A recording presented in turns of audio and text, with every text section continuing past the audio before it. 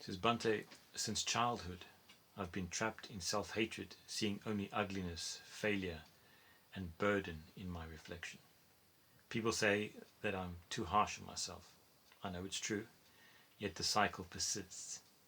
I shun mirrors even, fear new beginnings and hide myself, convinced I will never be good enough. How does one escape such a prison of self-hatred? Well, I mean, whether it's the self-hatred or self-indulgence, it stems from the mind that's untamed and has had its own way for too long. So, whatever intense moods or emotions you're going through, the intensity of those things comes from the wildness of the mind. You know, like everybody has times or periods or moods of self-hatred or as I said, self-aggrandizing, whatever is the opposite of it. But then they usually, you know, will not necessarily dwell on those things as long as some other people might, for whatever circumstantial reasons. So you need to recognize that the problem is not really whether you have thoughts of self-hatred or thoughts that you're the greatest person in the world. The problem is that the intensity of those thoughts reveals the the degree of your mind, how much it's not actually tamed, how much it disregards you. That's the real problem. So self-loathing, self-hatred is not something that you've... Well, it's a symptom. Symptom. It's a symptom. Yeah. If you're reaching the point of like chronic, what that person seems to describe, like chronic self-loathing, yeah, it means like chronic untameness of its mind that just keeps picking that for whatever reason. It's irrelevant actually. Why is it like this, not in some other way? Because if it weren't that way, it would have been some other way.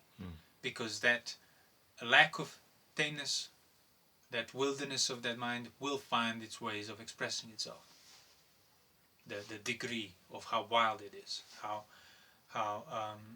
little regard it has for you.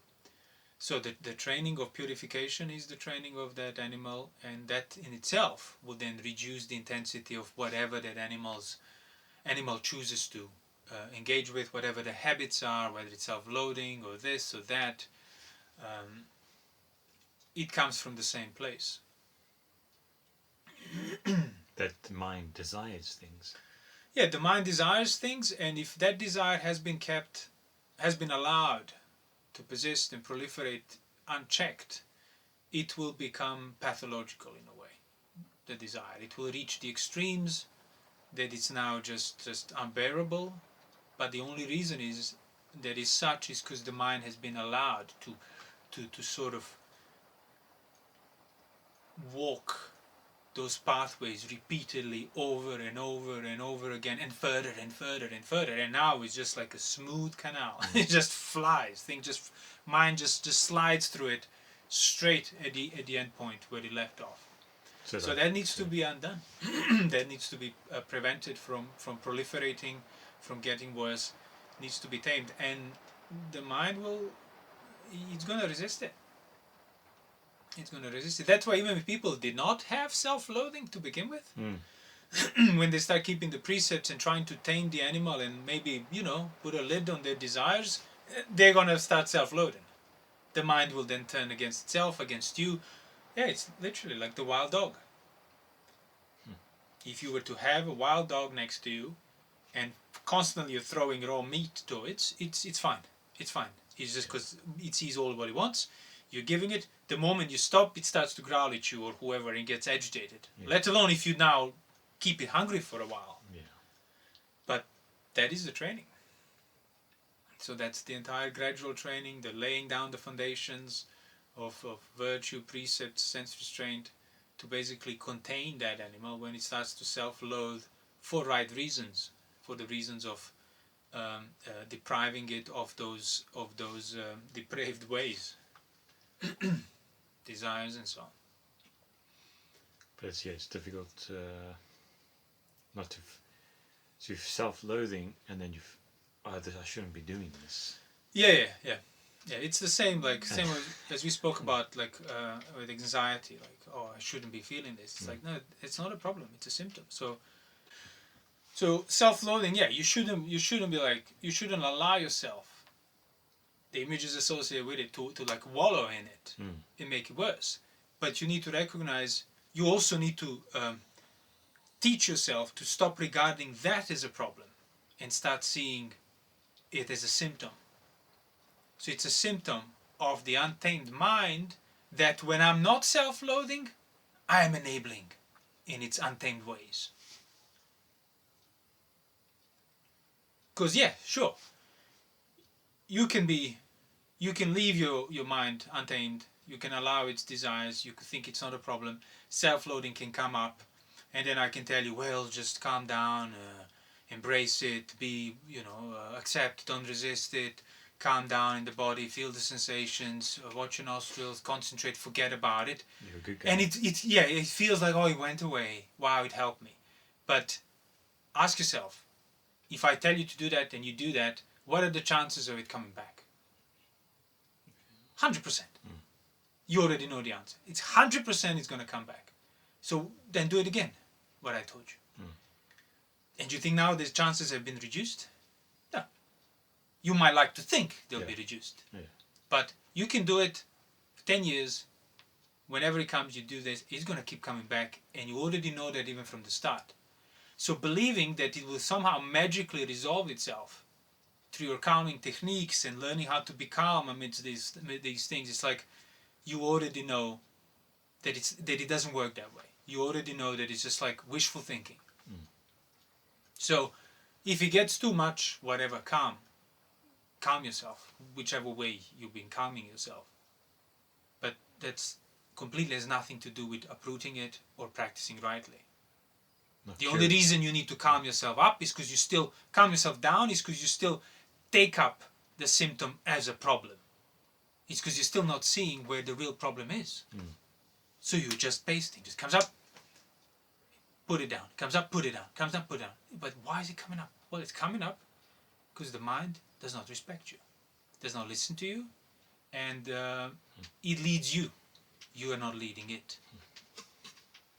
And there is no magical recipe for that. They will just help you through mere coping when things get too much, and then just magically they resolve themselves. And you go into like a meditation. Every now and then, feel pleasant, watch sensations, and then that just miraculously, is just making this mind less wild, less sort of disrespectful towards me, less self-loathing. It's like, no. And even if you make a determination to constantly stay on the level of calming whatever comes up, again, you are still managing the symptoms. The only reason you have such thoughts, and by the way, the same, even if it's, as I said, even if it's not the extremely proliferated cases of self-loathing or conceit, or the nature of the 5 hindrances is already that. The nature of sensuality is already that. The nature of ill will, it's already the same. It's like the thoughts that come up with it, you need to recognize the symptom of a problem of an untamed mind. If the mind were tamed, these things wouldn't come up in the first place. I would already be calm amidst the disturbances. Yeah, so I've got to tame my mind, not... Exactly. So do you really want... And see, well, that's the irony of it. Even people that practice the calming as coping... think that it's... Well, they do it because they, underneath it, as I said, they believe that it will lead to a substantial calming of the more fundamental kind. But as I said, just ask yourself, how many times you've been doing it? And if you were honest, is there any degree?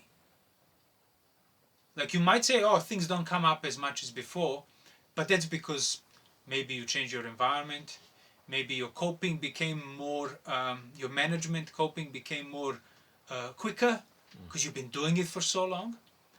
But fundamentally, just if you boil it all down and ask yourself, but can it still arise in the first place? Is there nothing that I could sort of put in between so that these thoughts, these states of mind can't even come up? And the answer is no. You don't even know where to apply that. Yeah. You wouldn't even know where to begin because you've been practicing at the wrong place.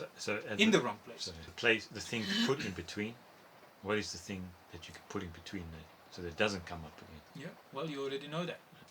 Your decisions? Your decisions, your non-action towards the unbeneficial things, your sense restraint, your virtue is already what you're putting in between. Now, it's not going to remove the persisting, besetting, unpleasant symptoms. Like, you're treating the infection with the antibiotics. The wound still hurts, still itches, but it's being treated from the inside. Mm-hmm.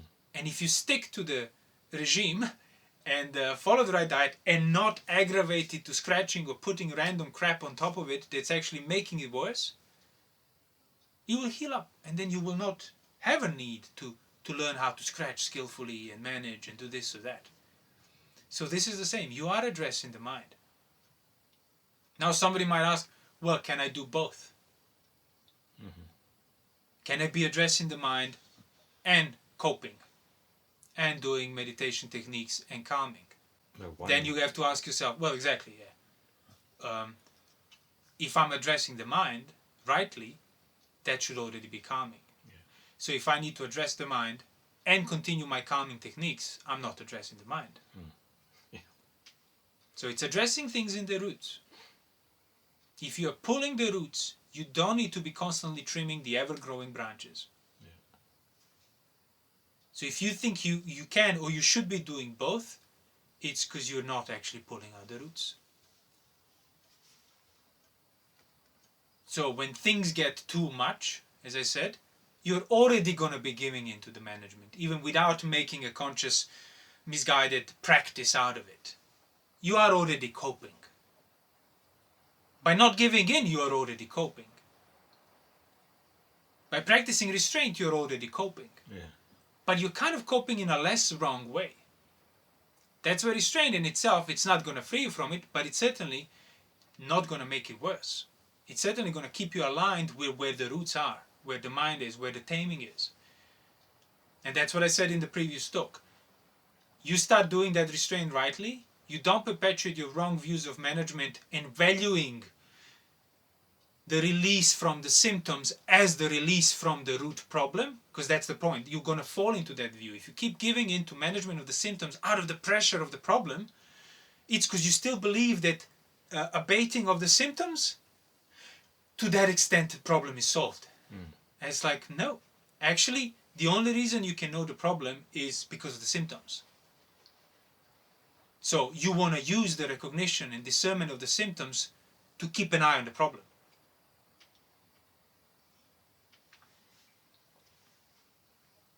And then if you start practicing like that, even that sense restraint, which is through means of coping, actually, that's what I mean, like when I said in the previous talk, that becomes purification now.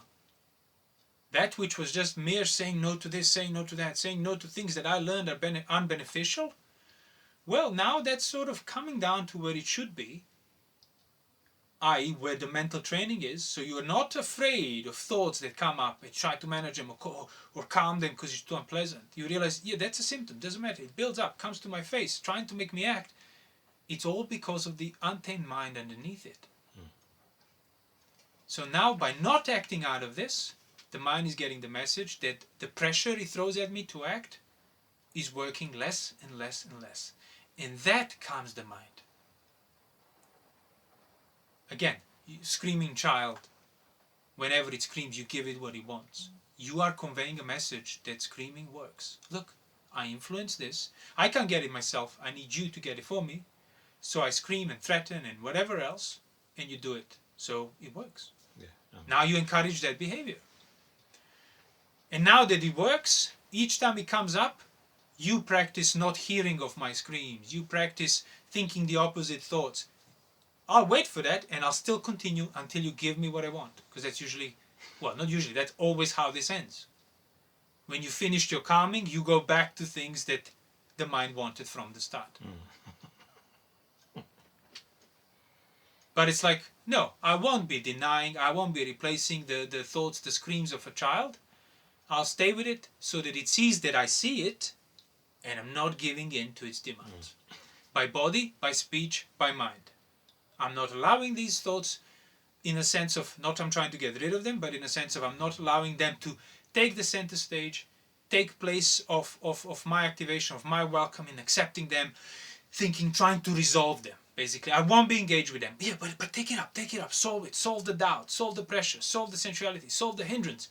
No, the pressure to solve means taking up at the face value of what the mind's trying to make me pressure towards, act towards. So by not managing it, by staying with the mind on that level, it sees that you see it, and it sees that you're not doing what it wants you to do. What other option will then the child have?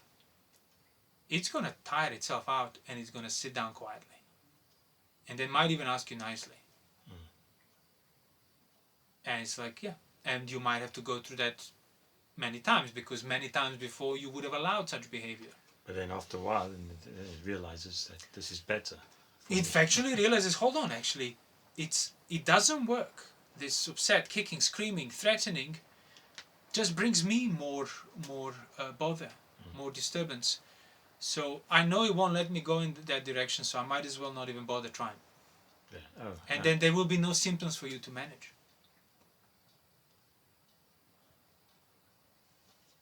So that's the right taming. The right taming, yeah. Through right endurance. Through right endurance, yeah. Exactly. Because the whole point of those thoughts and accepting them at the face value as the problem and trying to deal with them or counter them is the mind is hidden behind them. And you don't see it. If you're trying to address them, shape them, manipulate them, change them, either way you need to take them up. And by taking them up, you stop seeing the screaming child. All you're concerned about is what it does to you. I must stop this, I must counter that. It's like, no. All of that, smoke screen, thoughts, is to just make me give in to the fact that the child is untamed and I'm enabling it.